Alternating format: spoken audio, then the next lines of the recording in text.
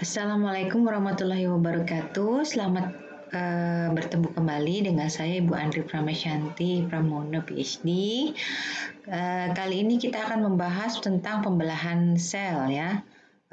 Kuliah ini akan terbagi menjadi dua, part 1 dan part 2. Baik, kita mulai saja. Ya, sebagai pendahuluan pembelahan sel ya. Pembelahan sel itu adalah proses multiplikasi sel ya. Jadi sel dari 1 dia menjadi 2, 2 menjadi 4 dan seterusnya. Nah, proses-proses ini ada pengaturannya di dalam sel gitu ya. Jadi di dalam tubuh kita. Jadi kapan dia bisa mau membelah, kapan dia tidak membelah, itu ada pengaturannya dan setiap jenis sel, setiap bagian, setiap jaringan dia punya program masing-masing ya. Contohnya misalnya sel darah gitu ya. Sel darah itu dia setiap berapa hari gitu dia juga harus memperbaiki yang rusak kan karena dia cepat untuk regenerasinya. Tetapi kalau contohnya seperti regenerasi sel saraf, nah itu dia sangat lambat sekali ya. Bahkan sebelum-sebelumnya diperkirakan tidak membelah lagi gitu sel. Ternyata sel saraf masih membelah tetapi memang dia tidak secepat sel-sel darah gitu contohnya. Nah, program pembelahan sel ini diatur dengan siklus sel gitu ya. Dengan namanya siklus sel.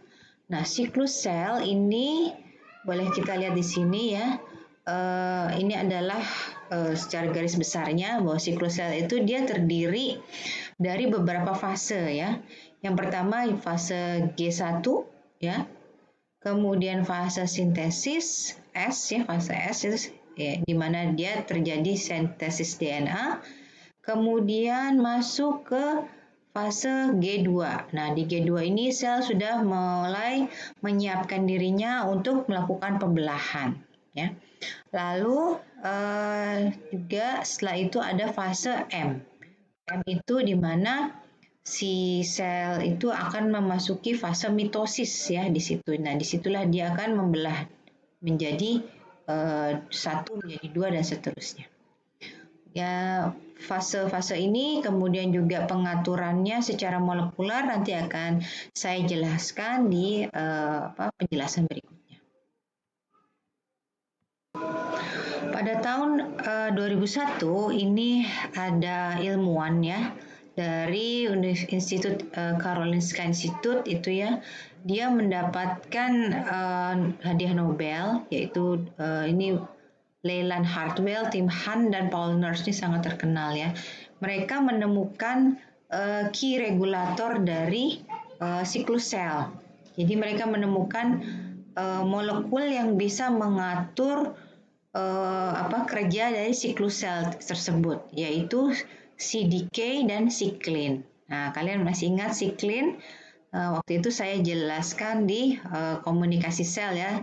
Saya singgung sedikit bagaimana siklus komunikasi sel itu sinyal-sinyal itu sampai bisa menginduksi siklin ya, bisa menginduksi memproduksi siklin. Nah, siklin ini dia ditemukan sebagai suatu kunci untuk bisa masuk dari fase, misalnya contohnya dari fase M ke G, G ke S dan seterusnya gitu ya. Nah, mungkin nanti penjelasannya akan lebih lanjut akan dibahas ya dengan. Nah, siklin ini dia ada gennya di dalam DNA ya. Kalau kita lihat di sini dia dikode di dalam DNA, di dalam nukleus ya. Bagaimana dia bisa diproduksi? Nah, itu menggunakan kemarin yang sudah kita pelajari adalah komunikasi sel. Ya, jadi ini sebenarnya karena mereka mendapatkan hadiah Nobel tahun 2001 sebenarnya adalah perjalanan panjang dari sebelumnya ya. Jadi ini Leland Hartwell ini dia bekerja pada menggunakan Saccharomyces cerevisiae ya. Kalau kalian tahu itu adalah yeast ya. Yes, itu yang untuk kalau kita bikin roti itu ya. Nah, itu kalau bahasa Latinnya adalah Saccharomyces cerevisiae. Nah, eh, dia menggunakan Saccharomyces ini, kemudian dia mendapatkan bahwa pembelahan dari sel itu, dari Saccharomyces itu dipengaruhi oleh gen CDC ya. Waktu itu jadi dia sebut dengan gen CDC. Gennya itu CDC itu apa, singkatan dari cell cycle control gitu. Nah, jadi dia menemukan gen CDC itu ada banyak gitu ya. Jadi salah satunya adalah CDC 28. Nah, ternyata CDC 28 ini di gen ini dia kalau diaktifkan gitu ya, dia akan membuat si Saccharomyces ini masuk ke fase G1 gitu, di mana dia mulai start untuk apa namanya, bersiap-siap untuk membelah diri gitu ya. Makanya disebut dengan checkpoint gitu ya, checkpoint pada cell cycle control. Nah, ini setelah itu CDC 28 kemudian ditemukan lagi nanti makin banyak CDC berapa-berapa, nah dan memiliki fungsi-fungsi yang beragam ternyata. Nah, setelah itu dia compare di manusia apakah sama gitu ya dengan Saccharomyces. Nah, Saccharomyces ini termasuk yang paling mudah untuk dipelajari karena dia itu termasuk eukariot ya, bukan prokariot ya. Makanya untuk mempelajari eukariot yang sederhana, kita kan eukariot ya, manusia itu kita multisel kan. Kalau prokariot kan dia bakteri cuma satu sel kan. Nah, kalau Saccharomyces ini dia mudah karena dia mudah dihandle ya, termasuk eukariot yang sederhana. Kemudian kerjanya pembelahannya itu kurang lebih ternyata menyerupai dari manusia sehingga mudah untuk dipelajari. Kemudian ada lagi yang namanya Paul Nurse, ini dia dari London ya, dari Inggris ya. Nah, dia itu mempelajari Saccharomyces juga ya. Seperti tadi saya sudah jelaskan karena dia merupakan eukariot yang sederhana. Nah, di situ dia menemukan bahwa ada siklin, ada CDK. Jadi siklin sama CDK ini ternyata dia CDK itu singkatan dari cyclin dependent kinase ya. Jadi siklin sama CDK ini punya hubungan yang saling mempengaruhi ya Kak. Jadi semacam kayak aktif, non aktif gitu ya. Dia bisa mengatur kerja si siklinnya itu, si CDK itu, sehingga dia nanti bisa menjadi maksudnya bisa sebagai kunci gitu masuk dari cell cycle. Nah, CDK 2 itu dia menemukan, nah namanya dia kasih nama CDK 2 gitu ya, mungkin karena penemuan yang pertama atau yang kedua gitu dia tulis. Nah, ini dia bisa CDC clean ya, cyclin dependent CDC itu dia bisa mengontrol si G1 masuk ke S atau G2 masuk ke M. Ya, seperti itu. Jadi makin digali ternyata mereka kerjasamanya seperti apa gitu ya. Dan si Paul Nurse ini juga mendapatkan hadiah Nobel. Nah, kalau ini tim Han, ini juga dari UK ya. Tapi dia dari laboratorium yang lain. Dia menemukan siklin nih, siklin aktivitasnya terhadap CDK bagaimana gitu ya. Dan dia mengerjakannya ini menggunakan timun laut ya, si urchin ya kalau kalian tahu itu ya, timun laut. Beda ya sama kemarin yang tadi dengan Saccharomyces, nih sekarang dengan timun laut. Nah, dia menemukan kurang lebih beberapa siklin ya, dan itu dari timun laut ya. Setelah itu dia melihat komparasi dari protein atau bentuk molekul itu, dia cari tuh di human ya, di human ada nggak? Ternyata setara dengan molekul apa gitu ya, dari gen yang bagian mana. Sekarang kan kita bisa tahu ya. Nah, itu setelah itu dia menemukan ada kurang lebih sekitar 10 siklin yang bekerjanya ternyata sama kurang lebih seperti yang di timun laut itu. Jadi model itu ternyata bisa disetarakan dengan manusia, dan setelah itu ditemukan tuh banyak siklin CDK yang lain. Nah, apa implikasinya dari penemuan-penemuan tadi gitu ya? Setelah tahu bahwa ternyata sel itu tidak membelah dengan apa adanya begitu aja, dia ada programnya, dan programnya itu diatur dengan komunikasi sel juga gitu ya, dengan dengan CDK, dengan siklin ya. Jadi ada kunci-kunci di mana yang bisa mengatur bahwa mengkomen ya bahwa sel ini membelah, sel ini tidak membelah gitu ya. Sehingga setelah itu kita bisa tahu juga bahwa ternyata proses di dalam sel itu mereka ada jalur-jalurnya gitu ya, ada programnya yang nggak bisa sembarangan aja. Nah, ketika program itu tidak dijalankan dengan baik ya, ada kerusakan, contohnya misalnya di bagian siklinnya atau ada protein lain yang bisa menghambat ya, sehingga dia kerjanya menjadi kacau ya si siklus selnya itu.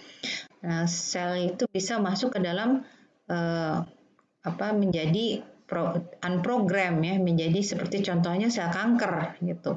Nah, atau tumor ya. Nah, ini sehingga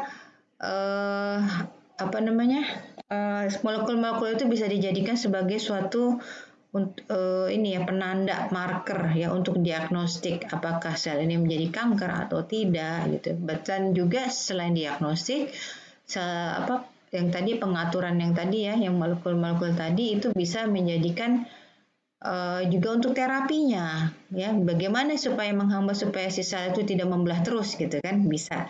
Nah, berarti kita harus memberikan suatu inhibitor untuk protein-protein yang memang mengganggu gitu ya kerja siklus sel dengan baik gitu. Selain itu juga cell cycle itu kan dia ada namanya tadi ya sintesis DNA ya, DNA-nya disintesis, jadi digandakan dulu kan sebelum dia mau membelah gitu ya.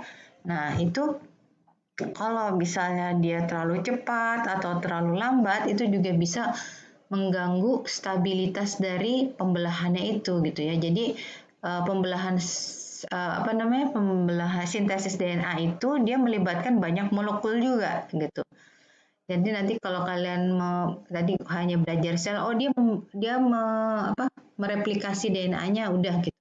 Tetapi di dalam replikasi DNA itu banyak sekali molekul yang transcription factor, enzim ya, yang berperan bersama-sama untuk bekerja. Nah, itu kalau memang pengaturannya terganggu ya, itu kan termasuk bagian dari siklus sel. Kalau dia pengaturannya terganggu, juga bisa termasuk CDC-nya ya atau siklinnya itu bisa membuat si kromosom juga menjadi tidak stabil. Nah, ketidakstabilan itu juga memicu si sel itu menjadi sel yang ganas contohnya, atau bisa menimbulkan penyakit-penyakit genetik yang tidak diinginkan gitu pada manusia. Oke ya. Jadi untuk mempelajari pembelahan sel, kita juga harus mempelajari pengaturannya secara molekular itu seperti apa ya secara garis besarnya. Ya, pada tahun 2002 ini juga ada peneliti yang lain ya dari itu Sidney Brenner, Robert Horvitz, dan John Sultans. Ini dia menemukan regulasi genetik ya untuk program apoptosis atau program cell death ya, program apoptosis. Jadi itu sangat penting. Kenapa? Kalau misalnya sel itu terus-menerus tidak masuk ke program apoptosis, jadi bisa menjadi tidak terkontrol gitu ya. Jadi ada waktunya dia stop membelah, ada waktunya dia harus membelah, dan itu harus dikontrol oleh tubuh ya. Nah, ini dia meneliti di ini Caenorhabditis habitis ya, elegans, ini cacing ya, cacing. Nah, ini dia melihat apa aja sih sebenarnya molekul-molekul yang mempengaruhi apoptosis itu gitu ya. Dan bagaimana kalau kita bisa mengetahuinya, kita bisa mengobati sel kanker gitu ya, contohnya kegunaannya. Sehingga kanker itu sel itu bisa masuk ke program apoptosis. program apoptosis ini juga sangat penting untuk pembentukan organ pada saat embryogenesis ya, pada saat pembutuhan fetus. Ya, jadi ini sangat menarik sekali ya. Contohnya di sini ada gambar jari tangan kita nih ya. Jari tangan kita ini kan terdiri dari 5 jari ya, dan mereka terpisah-pisah ya, seperti lihat ini di sini. Tetapi ada anak yang kelainan jari di mana dia masih menyambung ini ya, lihat di situ ya. Jadi ada selaputnya di sini ya. Nah, itu sebenarnya bagaimana sih pembentukan jari tangan? Contohnya aja jari tangan kita ya, pada saat lagi kita embrio itu, ternyata sel-sel yang membentuk tangan kita ini tetap tumbuh kan. Tadinya menjadi satu seperti ini kalau lihat di embrionya ya, jadi kayak apa, masih bergabung gitu. Nah, supaya jari kita ini terpisah-pisah ini, jadi bagian dari sel ini yang menyambung ini dia akan mengalami apoptosis gitu. Sehingga jari kita nanti terpisah-pisah gitu. Ya. Menjadi 5 jari yang utuh, yang terpisah-pisah dan bisa digerakkan. Nah, kalau misalnya program apoptosis itu tidak berjalan dengan baik, jari kita tidak akan berbentuk seperti ini, tapi rapat semua gitu, ya. Nah, itu. Makanya sangat penting kita mempelajari itu ya tadi program apoptosis itu. Nah, seperti juga contohnya itu hanya jari ya contohnya. Tapi kalau misalnya kita membentuk program reproduksi ini contohnya ya, reproduksi, jantung, kuping, mata, semua itu jadi kan itu bentuk 3 dimensi kayak di shape gitu kan. Jadi tadinya kalau di embrio itu dia paling hanya bentuknya cuma bulat-bulat aja gitu kan, menjadi satu. Kemudian nanti dia akan berlekuk-lekuk, kemudian lama-lama dia membentuk tangan, membentuk jari, membentuk organ-organ di dalam itu ya. Dan dia tidak boleh ada perlengketan kan, salah satu ya itunya harus sempurna. Itu adalah program apoptosis. Jadi ibarat kayak kayak patung gitu ya. Kemudian di shape gitu kan. Nah, men-shape-nya itu adalah program apoptosis. Nah, bayangkan kalau program apoptosis itu tidak berjalan dengan baik, maka pembentukannya tidak akan sempurna gitu ya. Jadi seperti itu.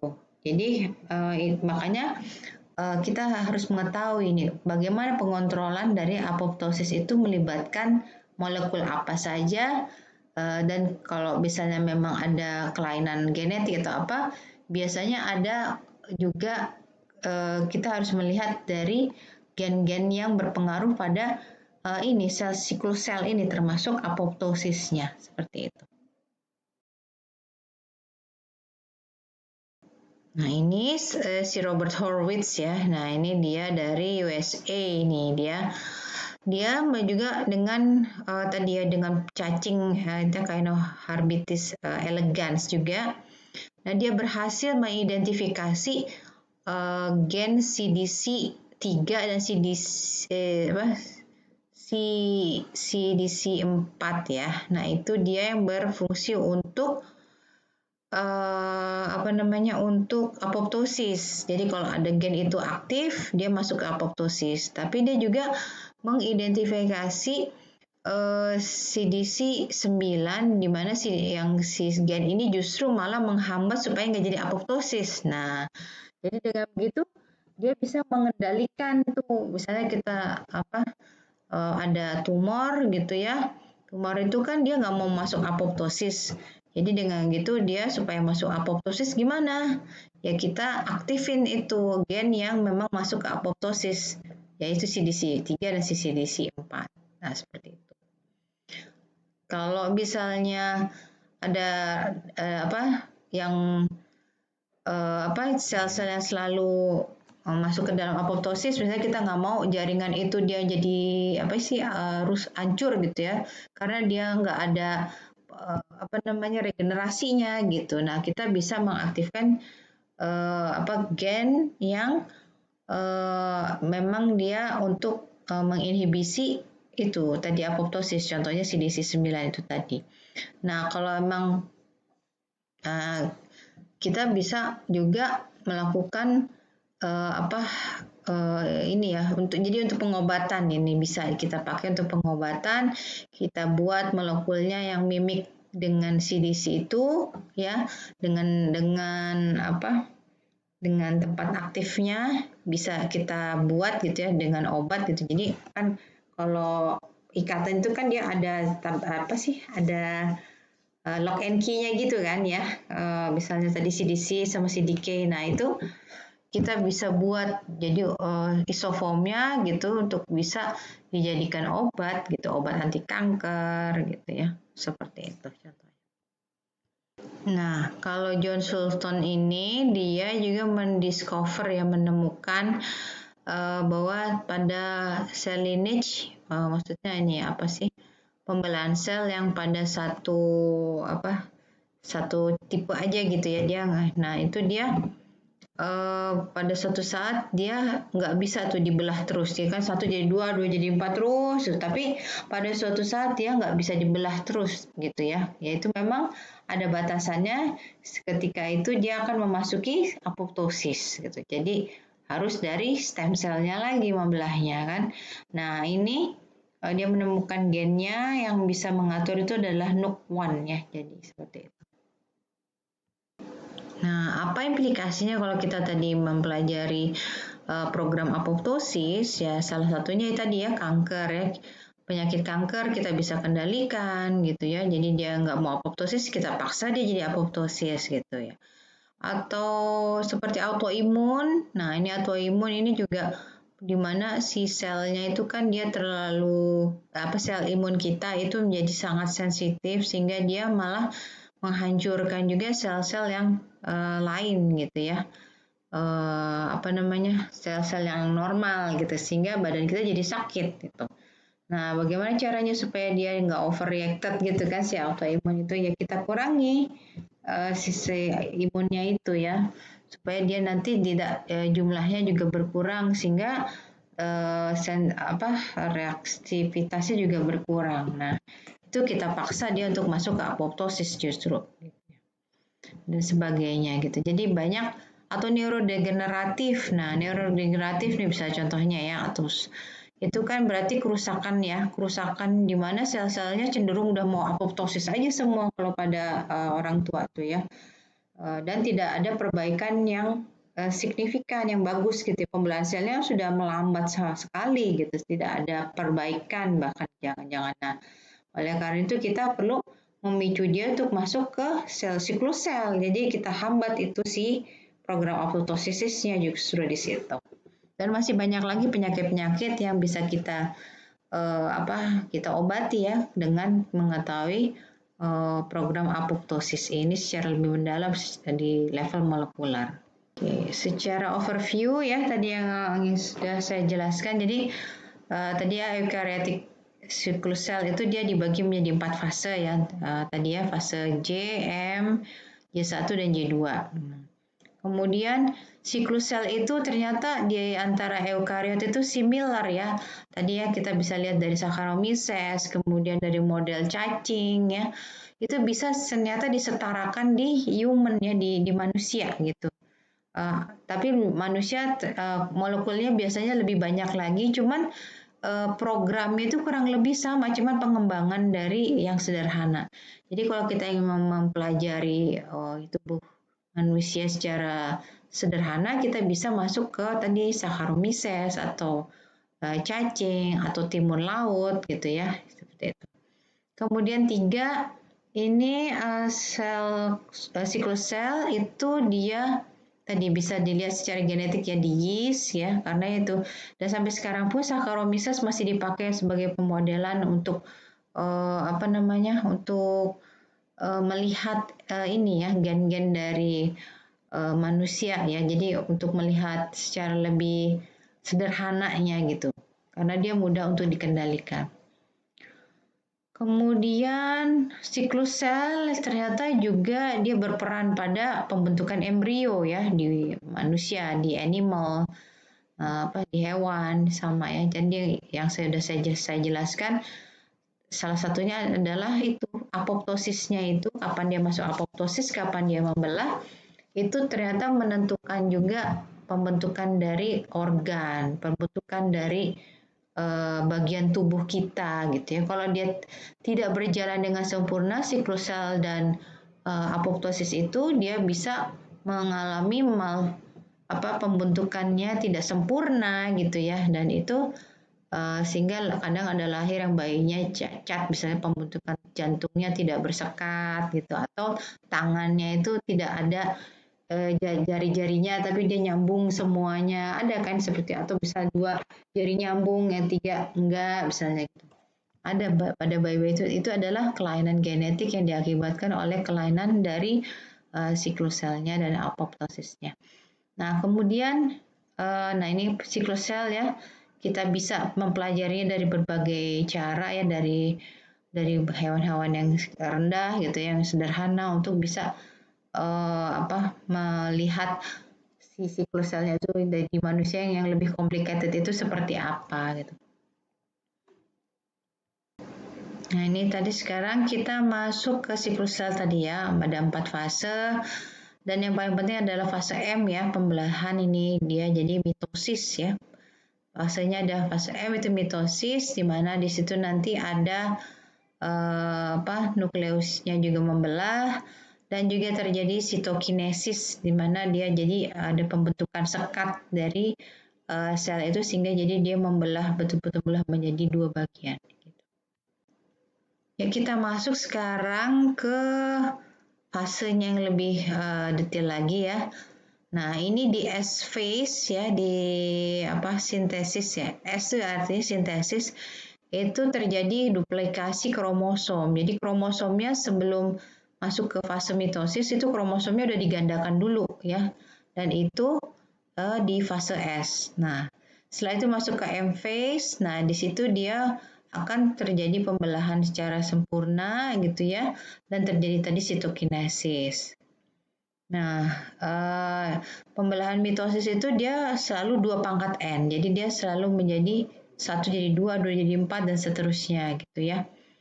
Jadi kalau kita mau melihat kecepatan pembelahan, kita harus melihat yaitu 2 pangkat N-nya sampai membentuk 2 pangkat N dalam waktu sekian. Misalnya contohnya kita bisa tahu berarti kecepatan pembelahannya itu berapa gitu. Kalau misalnya 2 pangkat N dengan dia bisa untuk membentuk 1 jadi 2 itu dia berapa menit misalnya itu. Nah, itu kita bisa lihat untuk mencapai jumlah sel yang sekian itu berarti berapa gitu ya. Jadi kalkulasi balik seperti itu. Nah, kita masuk ke M phase ya. Di M phase itu ada beberapa fase. Jadi ada pertama profase, prometafase, metafase, anafase, dan telofase. Jadi ada 5 tahapan yang harus diingat, dan apa saja nanti kita akan membahas setelah berikut ini. Ya, ini pada tahapan profase yang terjadi adalah si sentrosom ini mulai berjalan ke kutub ya, untuk menarik spindel-spindelnya itu, sehingga dia dari kutub satu yang kutub yang lain supaya dia bisa nanti membelah menjadi 2. Jadi dia mulai berjalan gitu ya. Kemudian ini kinetochor ini ya, dia juga mulai merapikan si DNA yang di dalam itu kan sudah digandain ya. Nah, sekarang dia merapikan supaya dia menjadi bertemu dengan pasangan-pasangannya gitu nanti. Nah, itu dia kerja dari kinetochor. Pada fase prometafase si sentrosom ya udah berada di kutubnya. Jadi dengan spindel-spindelnya itu sudah ada di kutubnya yang sudah tidak berjalan lagi, sudah sampai pada tempatnya. Dan kinetochor itu dia sudah merapikan ya, sudah mengikat pasangan-pasangan si kromosom ya. Kemudian dia mulai berjalan ke tengah gitu, supaya nanti dia bisa berpasangan dengan pasangannya ya, dari sister kromatidnya, supaya dia bisa berpasang-pasangan. Pada metafase ini si kinetochore sudah berada di ekuatornya itu ya, sudah berada di garis tengahnya semua dan sudah rapi. Jadi terlihat gambarnya itu seperti ini ya. Jadi nanti sister kromatidnya sudah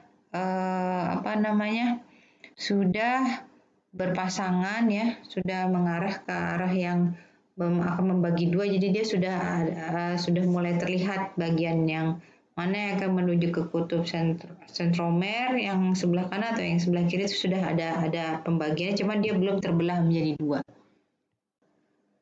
Nah, pada proses anafase ini sister kromatidnya sudah mulai berpisah, sudah berjalan mulai berpisah menuju ke kutub sentromer masing-masing gitu ya. Tapi dia membelah. Jadi selnya yang tadinya bulat dia sudah mulai memanjang gitu ya. Nah, memanjang sister kromatidnya dia berubah dan berjalan menurut benang-benang spindle-nya itu. Nah, pada fase telofase itu sister kromatidnya itu sudah ada di sudah sampai di kutub ini ya yang saling berseberangan itu ya, kutubnya sentrosom-nya itu. Nah, sekarang mulai terbentuk proses pembelahannya ya, pembelahan dari dinding selnya gitu. Nah, jadi sudah mulai terlihat kontraksi atau kayak lekukan gitu ya, yang akan nanti membentuk sekat antara sel yang antara selnya ini yang akan membelah ini ya gitu. Nah, ini ketika sitokinesis berarti sudah sekatnya semakin kontraksinya semakin kencang gitu sehingga sudah mulai terbentuk dua bagian cuman masih belum putus sama sekali. Nah, ini proses sitokinesis. Nah, ini mulai terbentuk sekat ya antara itu sudah mulai menebal sehingga nanti benar-benar bisa berpisah secara keseluruhan. Nah, itu tadi proses mitosis ya. Proses mitosis itu terjadi pada sel-sel dewasa dari tubuh kita ya. Jadi sel apa saja yang ingin menggandakan diri itu dia melakukan mitosis. Nah, apa yang terjadi kalau misalnya pada sel meiosis ya. Sel meiosis itu terjadi pada sel-sel gamet gitu ya. Jadi dia akan membawa kalau misalnya mitosis itu menjadi sel yang sama persis dengan sel yang induknya kan ya, satu jadi dua tuh, dua itu memiliki kesamaan yang sama persis dengan induknya. Tapi kalau meiosis itu dia memiliki sel-sel genetiknya itu setengah dari induknya gitu ya. Jadi kalau misalnya di sel yang normal itu dia misalnya punya genetiknya adalah 2N, berarti yang kalau di mitosis ya, kalau di meiosis itu berarti dia hanya memiliki 1N nantinya hasil dari anakannya. Nah, prosesnya adalah seperti ini ya, di bawah ini ya. Jadi dia sudah mengalami sama seperti mitosis, kemudian dia membelah lagi gitu supaya si sister kromatidnya menjadi setengahnya dari induknya gitu. Baik, prosesnya akan saya jelaskan setelah ini. Nah, ini proses meiosis itu dibagi menjadi tahapan meiosis pertama dan meiosis kedua ya. Jadi yang pertama itu adalah tahapan di mana dia menggandakan kromosomnya nih ya. Jadi kromosomnya juga digandakan dulu sama ya seperti mitosis. Kemudian ada rekombinasi ya.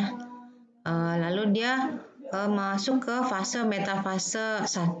Nah, di metafase ini si kromosomnya sudah berjejer di ekuator. Kemudian sentrosom sudah menuju ke kutubnya ya dengan benang-benang spindle yang sudah mulai menarik gitu ya. Nah, setelah itu masuk ke anafase 1. Nah, di anafase ini kromosomnya berjalan nih menuju sentrosom ya, kutub-kutubnya gitu. Tetapi mereka belum benar-benar terpisah. Nah, itu adalah fase meiosis pertama.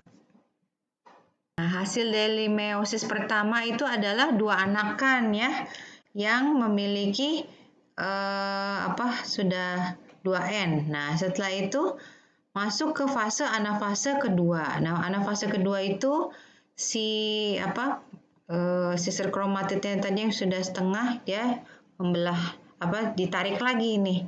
Ditarik lagi sehingga menuju kutub-kutubnya sehingga dia akan membentuk anakan yang anakan seperti ini. Jadi genetiknya dia lebih sedikit daripada sel induknya.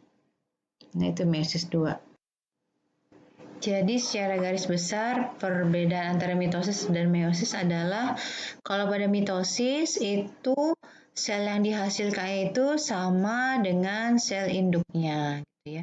Kalau meiosis dia dari 1 menjadi 4. Jadi dia itu 2 kali pembelahan pada meiosis. Kalau mitosis itu hanya 1 kali pembelahan. Kemudian mitosis kromosomnya sama dengan sel induk. Kalau meiosis jumlah kromosomnya itu setengah dari sel induknya hasil anakannya. Lalu kalau pada mitosis ini S phase-nya hanya terjadi pada 1 kali pembelahan. Kalau meiosis dia 2 kali pembelahan tapi S phase-nya cuma 1 kali juga ya. Jadi dia setengah kromosomnya. Kemudian mitosis, pada mitosis tidak ada rekombinasi, proses rekombinasi. Nah, sedangkan pada meiosis dia ada proses korekombinasi, sehingga dia ada pembentukan yang sangat spesifik itu disebut dengan chiasma, yaitu di mana dia melakukan proses rekombinasi. Nah, secara garis besar ini bisa bisa kita simpulkan ya. Kalau mitosis itu dia genotipenya identik dengan parentalnya. Kalau meiosis dia karena ada rekombinasi berarti akan ada variasi ya dari produk meiosis, dari sel anakan meiosis itu dia akan ada variasinya. Sehingga ketika nanti misalnya gamet ataupun ovum, ketika dia nanti terjadi fertilisasi dan gamet itu kan dia produk dari meiosis ya, sehingga nanti akan ada variasi pada gennya gitu. Kemudian mitosis ya, mitosis itu dia bentuknya bisa diploid, bisa haploid. Nah, kalau meiosis dia diploid gitu ya. Mungkin itu yang bisa saya sampaikan sekarang. Ini adalah referensinya. Nanti bisa dibaca ya di untuk sebagai tambahan. Ini pengantarnya untuk yang pembelahan sel yang pertama. Nanti kita akan masuk ke pembelahan sel yang kedua, di mana akan masuk ke molekularnya ya, pengaturan molekularnya secara lebih mendalam. Sampai berjumpa.